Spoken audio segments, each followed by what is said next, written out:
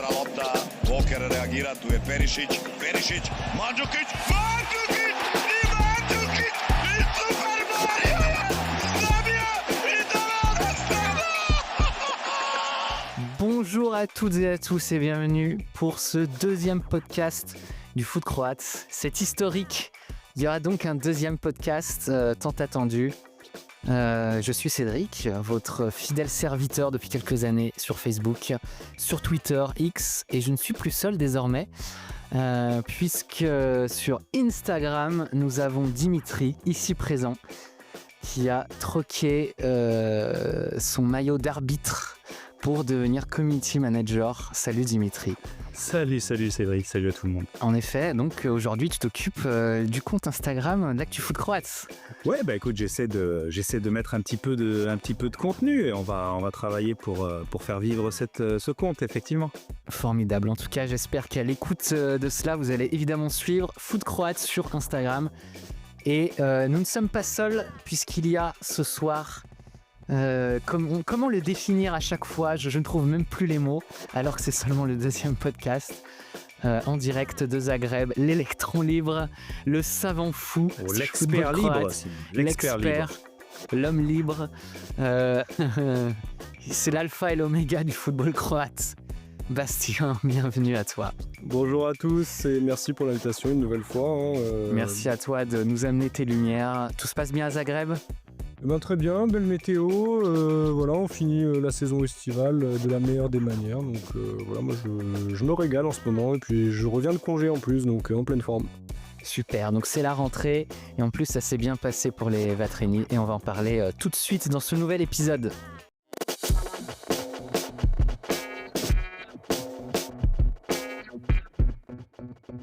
Et donc aujourd'hui, nous allons parler dans ce podcast uniquement de la sélection nationale. Vous aurez la prochaine fois un podcast dédié au football croate, au football croate, au championnat croate et aux équipes, aux clubs croates, parce qu'on s'est dit que chaque sujet méritait d'être peut-être approfondi sur un seul podcast à chaque fois.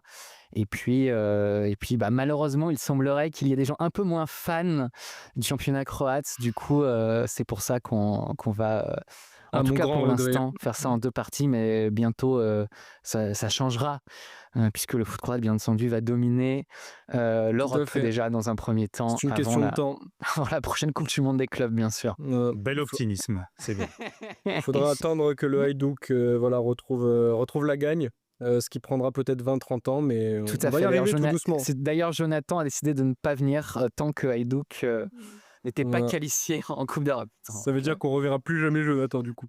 En tout cas, aujourd'hui, on va parler sélection nationale, puisque c'était la rentrée, pas uniquement pour nous, humbles travailleurs, mais également pour nos amis footballeurs, puisque les éliminatoires de la Coupe du Monde 2026 ont repris, avec un match un peu pourri, qu'on se le dise, contre les îles Féroé, un petit 1-0 qui aurait pu se finir en 1-1. C'était vraiment, vraiment pas très intéressant. Il y a eu quelques changements qui avaient été faits dans la compo de départ aussi, mais on est revenu à quelque chose d'un peu plus classique contre le Monténégro à Zagreb.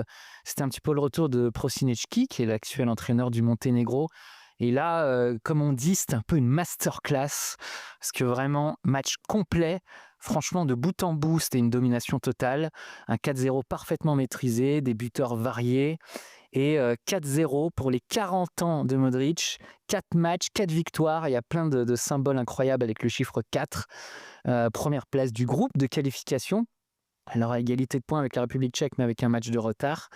Et surtout une différence de but très intéressante. Une excellente différence de but. Ouais. Donc 4 matchs, 4 victoires, c'était pas Comme arrivé rarement, c'est très rare. depuis 1995. Les qualifs pour l'Euro 96 avec Blažević. Donc s'il y a une 5e victoire, ce sera une première historique. Dans les autres petites stats sympas, Kramaric est l'actuel meilleur buteur de la zone UEFA avec 6 buts. Donc il y a encore là, au moment où on enregistre des matchs ce soir, donc il peut peut-être y avoir quelques changements. C'est Memphis qui est derrière. Mais en tout cas, tous les signaux sont au vert. Chers amis, qu'est-ce que vous avez pensé de cette trêve internationale qui a commencé de façon un peu moyenne et qui au final s'est quand même vachement bien terminée ? Pour commencer, alors moi, j'avoue que ne pas avoir trop suivi ce qui se passait finalement, hormis pour la Croatie, bien sûr.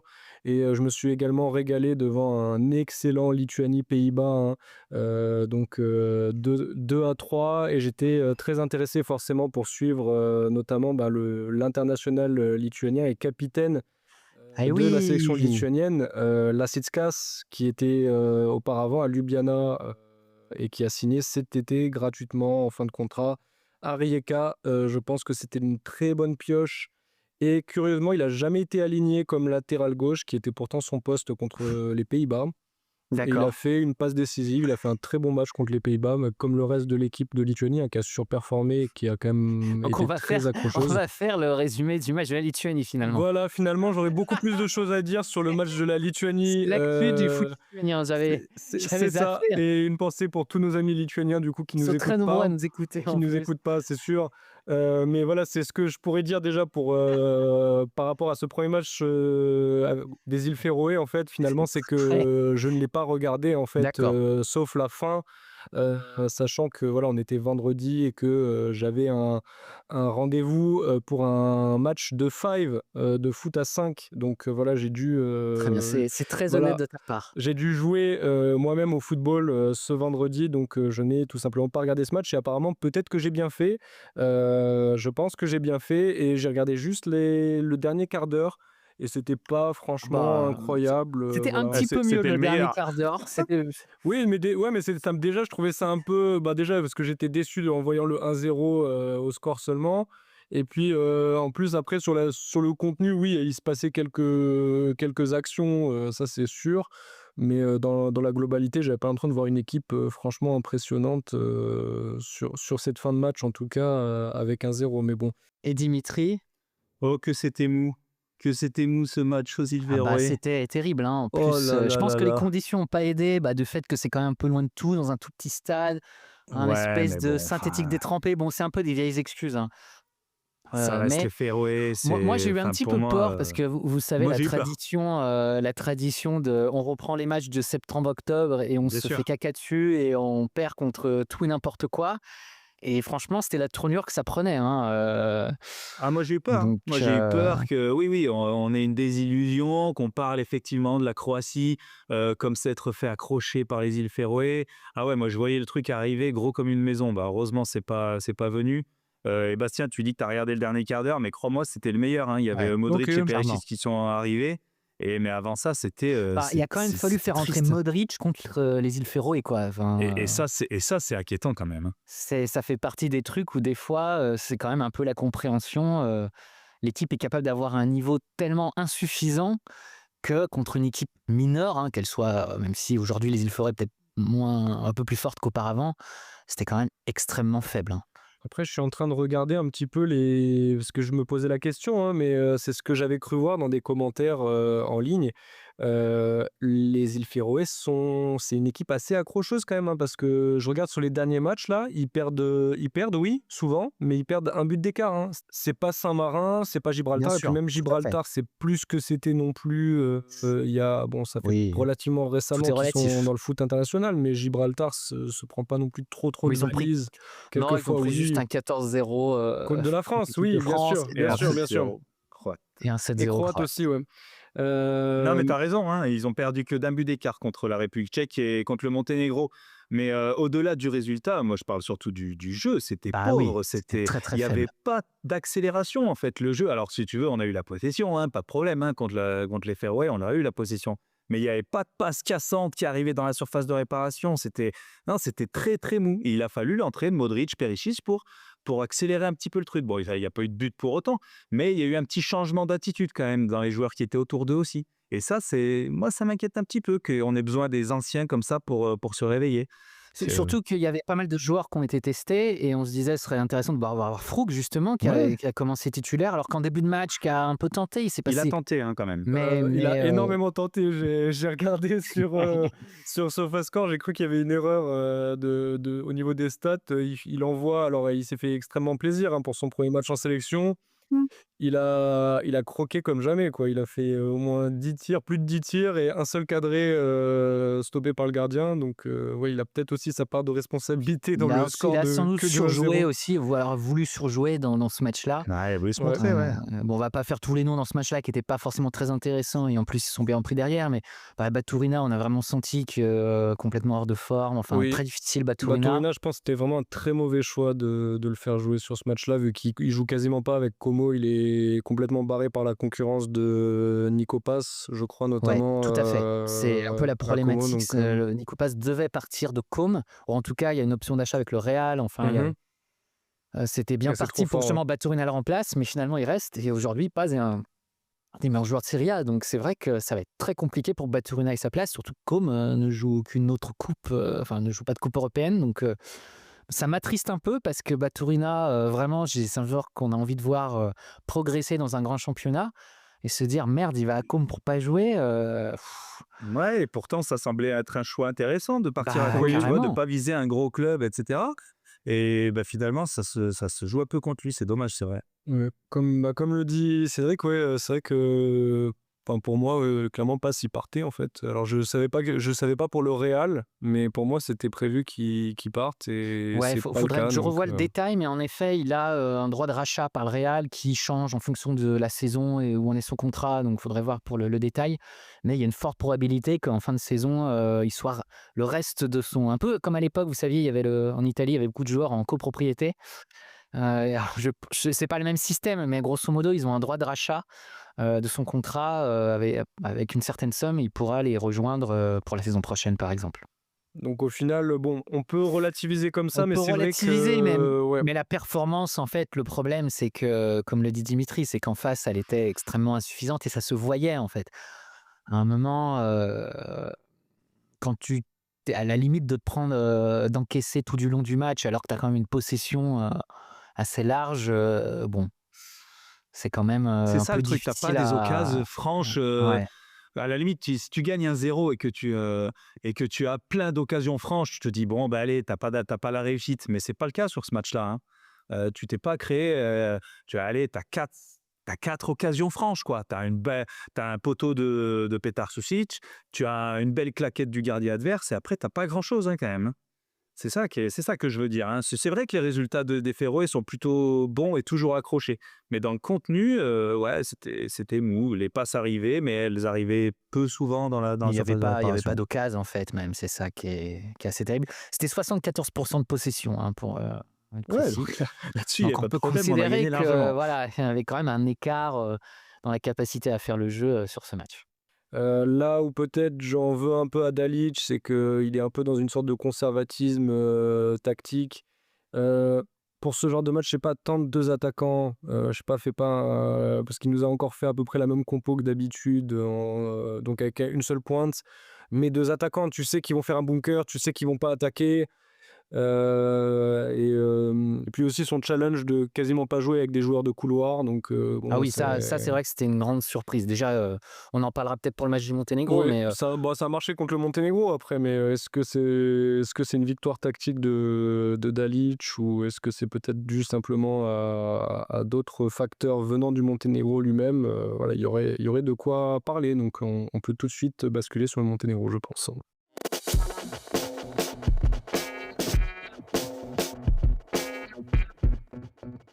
justement contre le Monténégro, on est revenu sur une compo beaucoup plus classique, avec notamment le retour de Stanisic, qui revenait en sélection après la naissance de son enfant, donc qui a été aligné côté gauche. On a eu Jakic qui s'est retrouvé à nouveau côté droit. Là, Modric est titulaire. On a trouvé aussi Perisic qui a commencé le match, et devant avec Ivanovic qui était aussi au départ. Donc là, on était vraiment sur ce qu'est l'équipe une, hein, on peut le dire, de ces dernières semaines. Euh, Du coup, tu parlais du Monténégro, qu'en effet, est-ce que c'est un gros match tactique de Dalic? En effet, j'en suis pas persuadé parce que le Monténégro, là, pour le coup, c'était un peu l'inverse du match des îles Féroé. On les a pas vus, on les a vraiment pas vus, hein. Ouais, ouais, mais le rythme était plus élevé, hein, côté croate.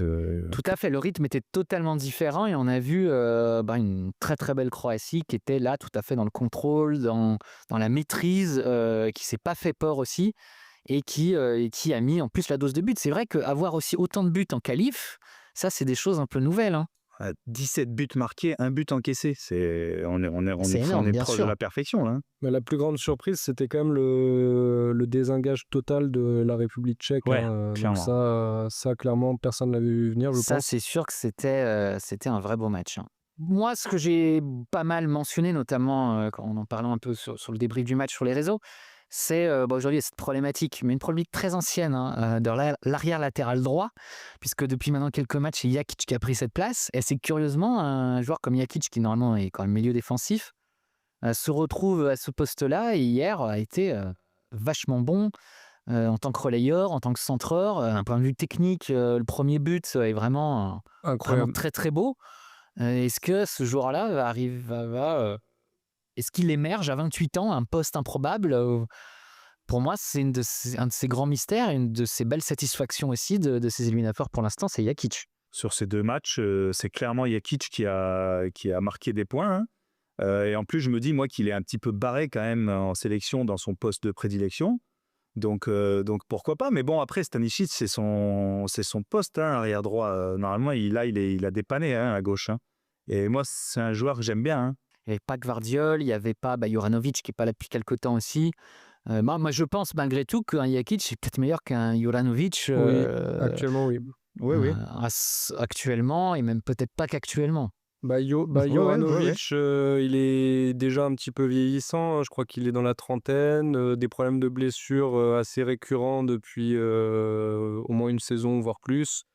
Donc il avait abandonné sa place tout doucement au profit de Stanisic, qui lui-même avait aussi des problèmes de blessures la saison dernière.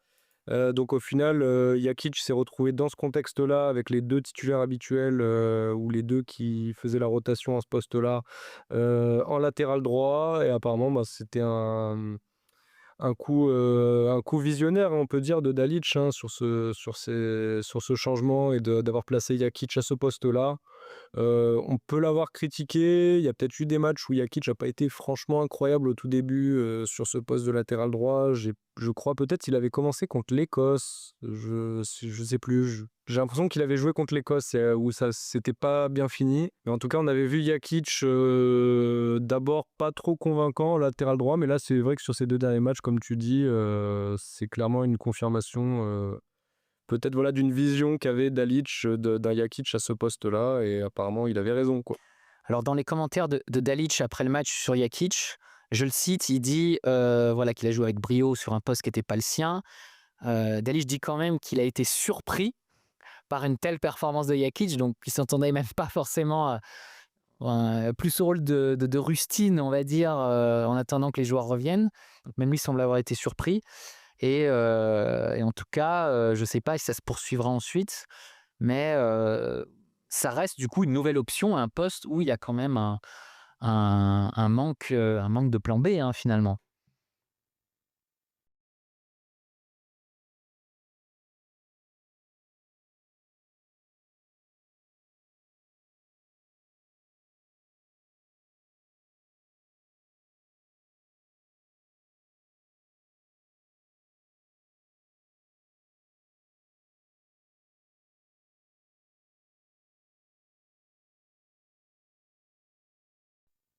Ouais, je suis absolument d'accord. Alors, en fait, finalement, il y avait rien du tout, hein, en face. Il faut quand même aussi le dire, hein, le Monténégro, c'est une sélection qui est quand même en chute libre, comme tout le football monténégrin d'ailleurs depuis quelques années, hein. Même si pourtant en Heu, série, ils ont un Krstovic qui est plutôt performant à Lecce, si je ne me trompe pas.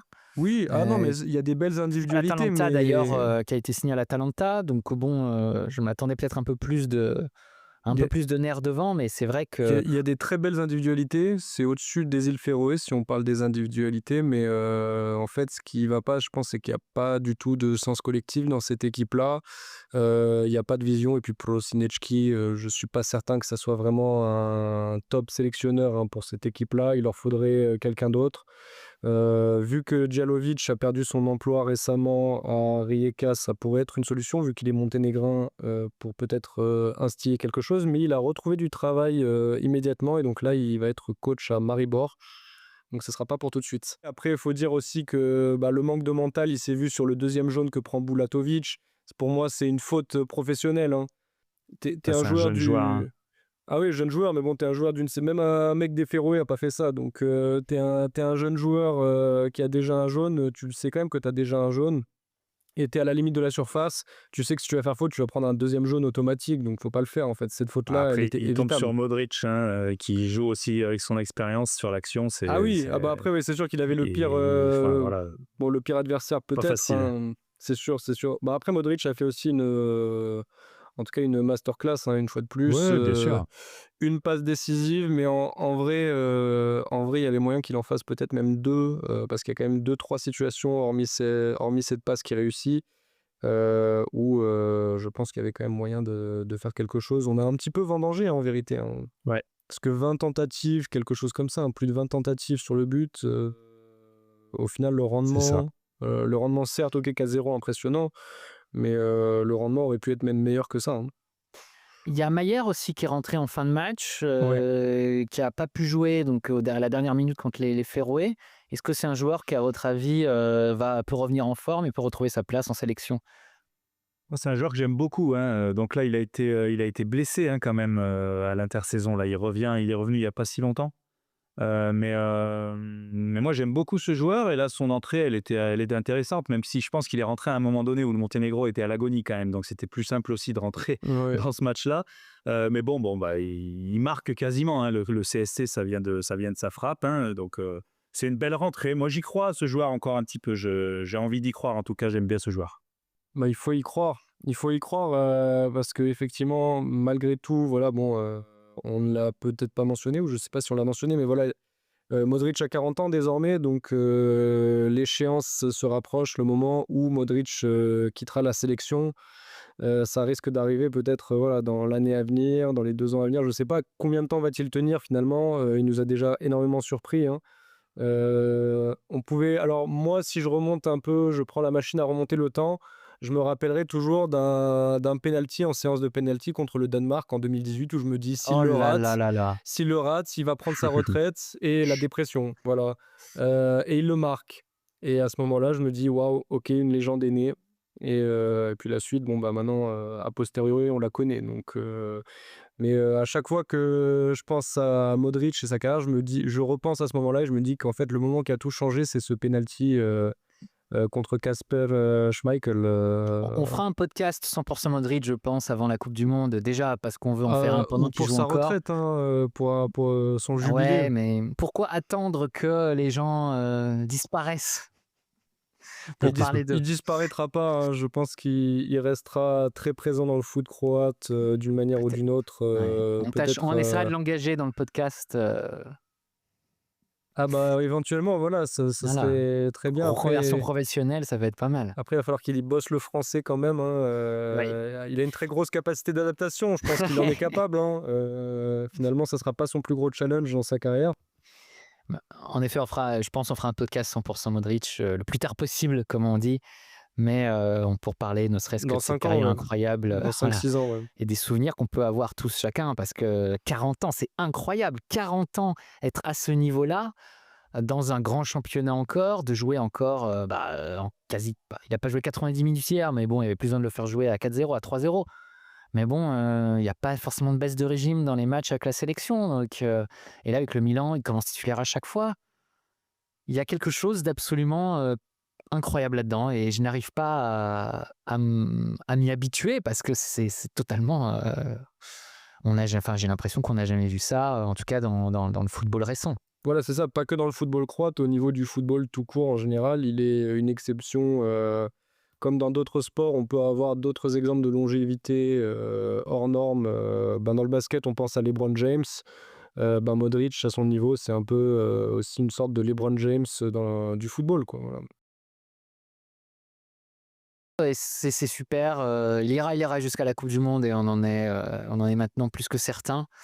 Et un autre joueur qui, a mis du temps, mais comme beaucoup de joueurs en sélection, peut-être à prendre une place, et qui là, assume vraiment ce rôle de neuf, peut-être à trouver aussi sa place, c'est Kramaric, qui marque à chaque fois, qui est quand même de plus en plus décisif, et qui est quand même, meilleur buteur de la zone, UEFA. Alors évidemment, ça peut évoluer, ça veut parfois rien dire, parce que quand tu joues Gibraltar, c'est différent.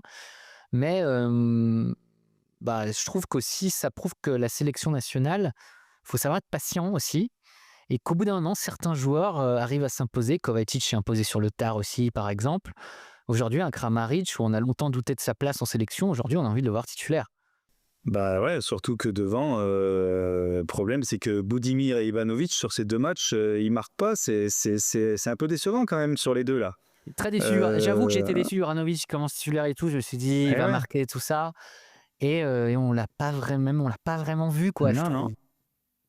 Non, c'est pour ça, Andrei Kramaric, il pourra peut-être même jouer un cran au-dessus, hein, en mettant un autre phone-up, peut-être, je sais pas, parce que Budimir et Ivanovic, il faut qu'ils marquent plus de points s'ils veulent être alignés. Mais Sans j'ai ça, l'impression qu'on ils a y ce seront pas. débat depuis 15 000 ans. Ouais. Bah, le problème, c'est comme finalement la compo, enfin en tout cas la fameuse stratégie ne changera pas au départ, le positionnement des joueurs ne changera jamais. Je pense de toute façon ce sera aux attaquants de s'adapter au système de Dalic tant que Dalic sera là. T'as beau avoir un Juranovic ou un Moussa à un moment, enfin les 10 000 joueurs qui ont été essayés, bah en fait c'est quand même un poste très très particulier qui était celui de Mandzukic, mais j'ai l'impression que ce poste n'a pas évolué en fonction des joueurs en capacité de le reprendre. Et en plus je dis Kramaric, mais Kramaric, ok, il est neuf, mais il joue pas neuf. Hein. Non, il a juste le numéro 9, mais Ouais, il a juste le numéro il 9. joue jamais en position de 9 en fait. Il joue soit sur le côté, soit sur les 2 derniers matchs en 10 en fait, en gros. Voire même à Offenheim, ils le mettent carrément milieu axial. Donc, si vous regardez les compos de Il Offenheim, recule de plus en plus, ouais. Donc finalement, Offenheim, la il est problématique 6, hein. du 9, bon, ok, c'est une bonne alternative, mais ce problème du véritable mec devant n'est pas réglé d'une autre façon. Complètement pas. Hein. Mais moi, après, je c'est sais peut-être son rôle à Kramaric, hein, d'être un attaquant de soutien et derrière un faux neuf, et qui joue finalement ce rôle-là de faux neuf, c'est-à-dire qu'il occupe la défense adverse et ce faux neuf crée des espaces pour un Kramaric qui lui est derrière et marque. Donc peut-être que c'est finalement ça la stratégie de Dalic en fait, c'est de sacrifier l'attaquant de pointe pour que d'autres marquent en fait. C'est un peu l'impression que j'ai moi sur ces Bah, pour derniers le temps. coup, c'est peut-être le bon choix. En tout cas, il y a peut-être quelque chose d'intéressant là-dedans. Après, ça fait que ce sera l'embouteillage, hein, parce qu'un joueur comme Mayer et tout est peut-être condamné du coup à rentrer, ou un Frouk soit condamné à rentrer en cours de match, soit jouer sur les côtés là où c'est pas leur poste privilégié. Oui, bah surtout, bon après ça dérangera pas trop Dalic, parce que Dalic il aime bien faire jouer des gens qui ne sont pas destinés à jouer sur les côtés, donc ça vrai. sera, Pour le ça coup, sera un régal pour Pachalic, Dalic. jamais de la vie, on l'a vu à ce poste-là, et je sais pas combien de matchs il a joué en sélection sur le côté. Ça fait partie d'un peu des mystères de la sélection, ça. Pour moi, alors là, ce Mario Pachalic, hein, qui s'est retrouvé en ailier droit, je pense que c'est une réponse de Dalic à tous les rageux, hein, si je puis dire.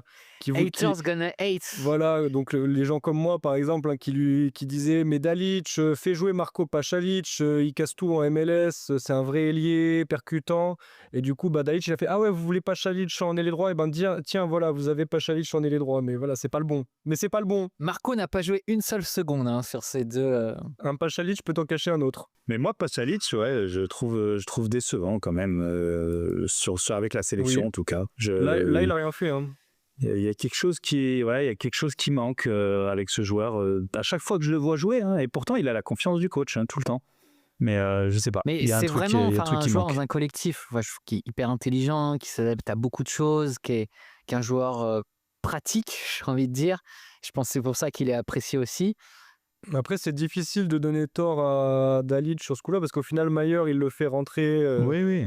en cours de jeu, il le met dans l'axe, et dans l'axe, il performe, il provoque un CSC qui est quasiment un but, mais bon, CSC du coup, plus une passe décisive je sais pas, un quart d'heure de jeu, quelque chose comme ça, 20 minutes. Donc, au final, c'est peut-être mieux de ne pas avoir gâché Mayer sur le côté. Pachalic, lui, peu importe où on le met, il se plaint pas, il fait le taf. Alors après, voilà, on peut critiquer, effectivement, c'est pas flamboyant, mais peut-être que voilà, il se sacrifie pour le collectif, comme C'est il le fait gars un sûr. peu, comme à l'Atalanta, hein, c'est le gars sûr à l'Atalanta Totalement, c'est aussi. ce rôle-là.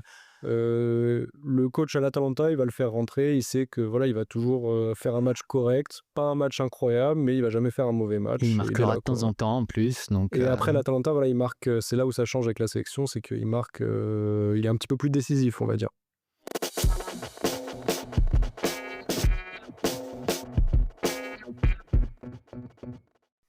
et je vous propose de finir un petit peu sur les perspectives, puisqu'il reste encore 2 trêves internationales, une en octobre et bien sûr une en novembre, mais surtout au mois d'octobre, un match qui se joue en République tchèque contre la République tchèque, match qui pourrait clairement être décisif pour la qualification, avec 3 points d'avance déjà sur les Tchèques. Comment vous voyez cette prochaine trêve? Alors c'est toujours difficile avec la sélection aussi d'imaginer un petit peu dans quel état ils seront. Mais est-ce que vous êtes plutôt optimiste, pessimiste? Comment vous voyez ce match décisif pour la qualification? Bah, si Modric joue, on gagnera. Oui. Bonne réponse. Non, A mais priori, c'est, il jouera, donc oui, s'il bah est- non, mais on sait jamais, hein, un petit bobo ou quoi, ça peut arriver, mais moi je reste un petit peu sur cette fin-là quand même, hein, que sans Modric c'est compliqué, même au Féroé, et je me dis que voilà, on est ultra dépendant, et ouais, bah si tout roule en République tchèque, ça pourrait le faire, et on pourrait obtenir notre qualification. Après, je pense que voilà, Dalic, vu sa quand même très longue expérience sur le banc avec la Croatie, ne manquera pas de prévenir ses joueurs du danger. C'est sûr qu'ils seront prévenus. Tout le monde est au courant que ouais, y a un danger contre la République tchèque. C'est finalement le seul véritable adversaire de valeur entre guillemets dans ce groupe, parce que bon, voilà, avec tout le respect que je peux avoir pour les îles Féroé, nos voisins monténégrins que j'apprécie beaucoup. Ou bon, Gibraltar, n'en parlons pas. Gibraltar, on les respecte pas, mais voilà. Je pense pas voilà, qu'il y ait de vraie concurrence à part la République tchèque. Et après la fessée qu'ils se sont pris au match aller, ils vont en avoir gros. Ça se joue en République tchèque. Ils n'ont rien à perdre en plus, là, Le pour le public tchèque coup. va quand même être un peu chaud, je pense. Hein. C'est quand même, il y a quand même une culture du supporterisme aussi en République tchèque. Donc, faut s'attendre quand même à une ambiance bien chaude, à mon avis, en République On tchèque. aura un match à suivre pour le coup. Ça va être un bon gros match et on aura de quoi débriefer, à mon avis. C'est une finale, hein, en fait. C'est une finale du groupe parce qu'il y a les deux équipes à égalité de points. Nous, on a un meilleur goal average. Après, il ne faut pas qu'on se mette à l'abri derrière ce goal average en se disant « Ah, waouh, on se voit trop beau, trop fort ». Oui, ok, on a tamponné le Monténégro, la République tchèque, ce match-là qui s'est effondré. Mais à domicile, avec la confiance du public, ils peuvent tout à fait nous battre 2-1 et nous compliquer les plans. Enfin, en tout cas, ça serait quand même bien dommage d'en arriver là. Ça promet quand même un match dans tous les cas intéressant et qui n'est pas gagné d'avance, loin de là. Ah, pas du tout. Pour moi, clairement, ça sera plutôt un match nul, je vois. J'ai envie d'être optimiste, mais après, un match nul suffirait finalement. Hein. Pourquoi Ah bah, un match nul irait très bien et ce serait un bon résultat en plus. Hein. Un nul, c'est dans la poche. Hein. Aurait une saveur de victoire en fait pour la Croatie. Donc après, est-ce que la Croatie va savoir mettre en place un bunker je sais pas si c'est vraiment ce que sait faire la Croatie. Ouais, donc peut-être qu'il faut pas non plus faire ça, ça serait contre-intuitif et c'est pas le jeu de la Croatie. Il faut jouer au foot, il va falloir jouer au foot, mais en tout cas en République tchèque, ça sera un match énorme. Et clairement, bah, voilà, le 9 octobre, faudra être devant sa télé pour regarder ça, je pense. Non, mais j'ironisais avec la présence ou non de Modric qui serait prépondérante. Mais après, on a déjà vu aussi la Croatie réussir sans Modric. Hein. C'était la petite blague. Mais surtout, c'était peut-être la petite référence à Féroé, moi, qui m'a fait un petit peu rager. C'est que la Croatie ne jouait pas parce qu'il n'y avait pas Modric. Mais après, moi, je suis assez confiant. Voilà, ils se sont bien réveillés contre le Monténégro. Ils se sont bien rachetés en termes de contenu. Et après, tu sais, dans un mois, on ne sait pas, hein, il y a peut-être aussi beaucoup de blessures avec les championnats, etc.